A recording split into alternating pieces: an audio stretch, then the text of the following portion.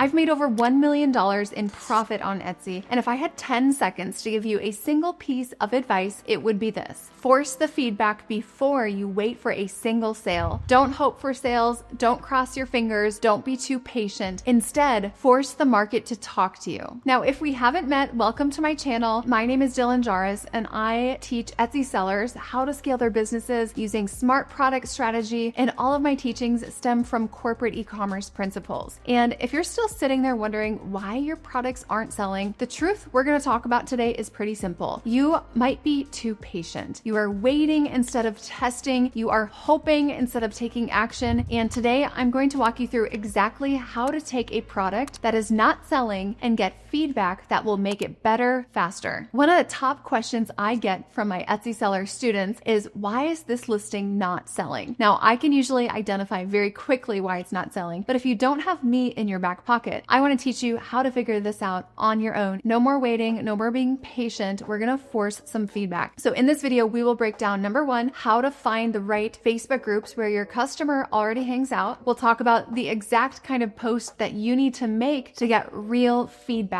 And then we'll talk about how to repost your improved product and then get fresh data. This process alone is actually what helps my students unlock those bestseller badges on their listings within less than 30 days of publishing them. And today I'm giving it to you. I give you permission to stop being so patient. And here's what most Etsy sellers do. They make something that they think is cute or looks good. They throw it up on Etsy and they wait and they wait and they wait for someone else to think it looks good enough too. Maybe they have a couple views in the beginning, but somehow the views get to be less and less and less. Maybe there'll be one favorite, but there's no sales. They tweak the title a little bit. They put it on sale. They change the price, but still they don't get sales. Why is that? Well, it's because they've never tested the product with actual buyers, which means there might not be product market fit, aka the market doesn't like the product. So the customer doesn't really want to buy the product. Let me show you what to do to figure all of this out. A lot of people wait for the sales to be their feedback. If they get people buying it, they will know people will like it. Well, the problem with that is if something is not good enough for a customer to buy, the customer simply won't buy it. And then you, the seller, are sitting in the dark wondering, well, why don't people buy it? Or what is wrong with my listing? Is it my SEO? Is it the design? Instead of just waiting for the sale, we need to seek that feedback first because that sale may never come. And what I've found is that before a product becomes a bestseller, it almost always is a series of refinement and testing and iterating. Small hinges swing big doors, which means the details often have a bigger impact on the outcome than we think. In our community, the sellers who succeed the fastest are often the ones who test the fastest and test the most often. I want you to think of it this way. You could launch a product and wait 60 days to get maybe 2 or 3 sales. Or you could post it today in front of 500 ideal customers that you want to sell to and get 30 comments in that one afternoon that are telling you exactly what you should change about that listing in order for them to buy it. And the thing is, you're not just speeding up the process, you're actually learning directly from the market, the people who would buy from you. And that is the whole key. We want to let the customer shape your product, not your gut feeling, not what your mom or your friend thinks about your product. We want your customers to shape the product.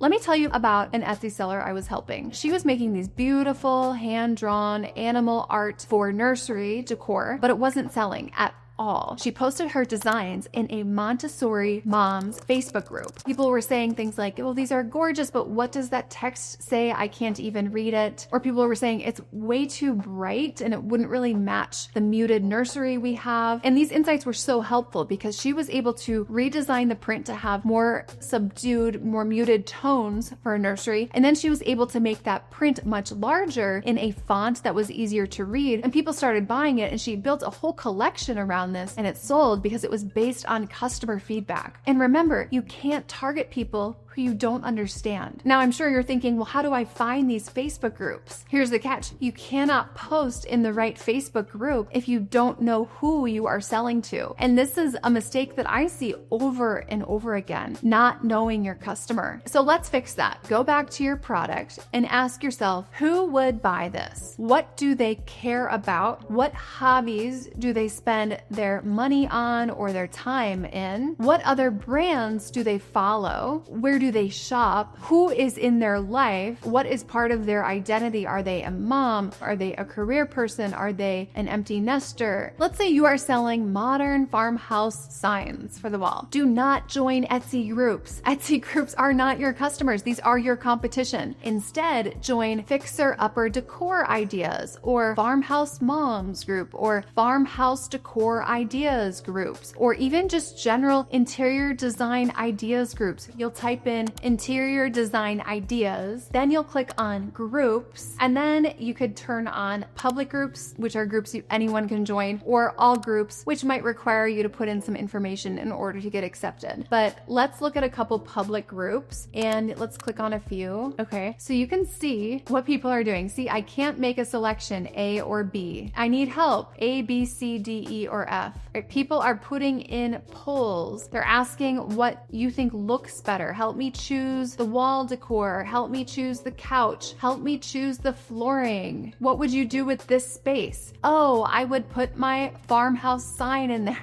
Right? Like, look at this one. This is my before and after, and 75 comments on that. Help me not hate my rug. Any suggestions for what I should do for this room? 57 comments on this. People are ruthlessly sharing their feedback and opinions. Let's say you're selling wedding favors. You could find groups like 2025 bridesmaid planning or elegant budget-friendly weddings. You'll search on Facebook for these three things really. Interest-based groups, coffee lovers over 30, buy-sell trade groups like boho baby decor resale, or restoration hardware dupe decor buy and sell. And then third, you're gonna look for planning groups. For example, wedding planning 2025, baby shower ideas 2027. And you'll look for groups that have active posts, recent engagement, and at least 1,000 members. Now, let's talk about what to post specifically. Here's a little bit of a script you can use. Hey everyone, can I get some honest feedback? I'm not sure which I like better, A or B.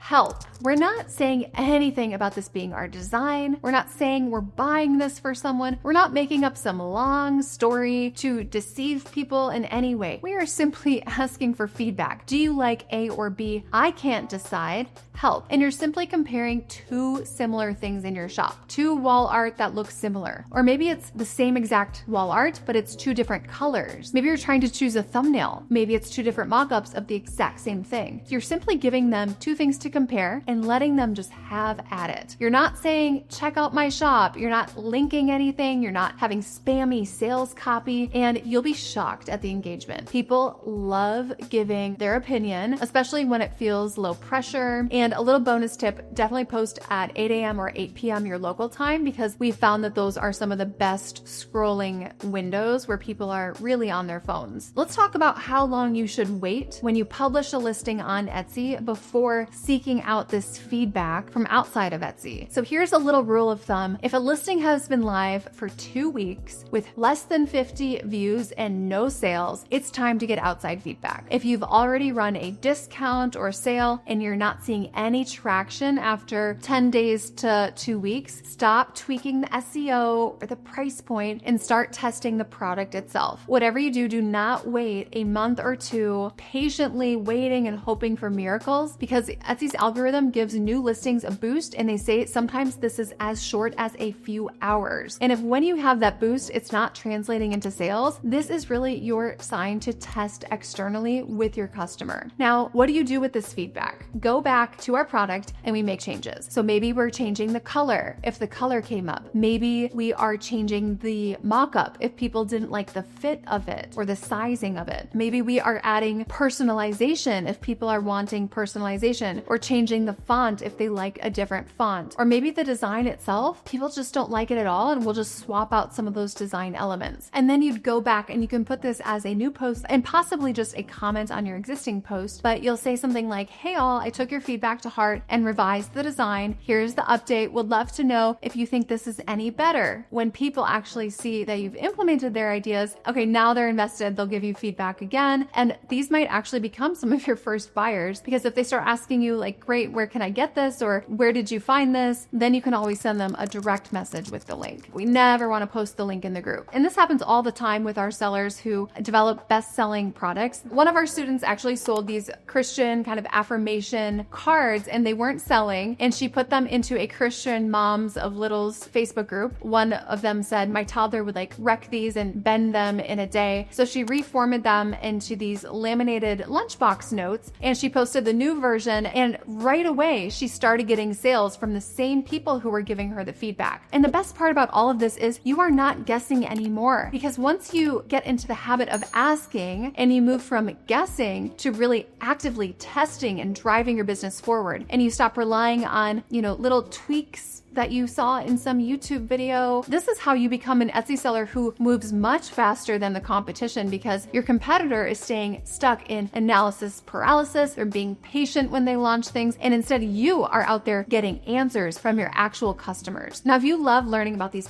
practical steps that you can be taking in your shop to see bigger results than you're currently seeing, definitely come to my next free masterclass. We are going to put the link below. We'll cover different topics that are requested. We'll go very deep, giving step-by-step guidance and clear frameworks that you can follow. And of course, if you want more personalized help, you can always book a free call with myself and my team. And on that call, we will chat with you about your shop, about your struggles, and we can put together a custom personalized coaching package that really fits your needs and your budget. So if that interests you, you can always book a call below as well. All right, everyone, we will see you in the next video.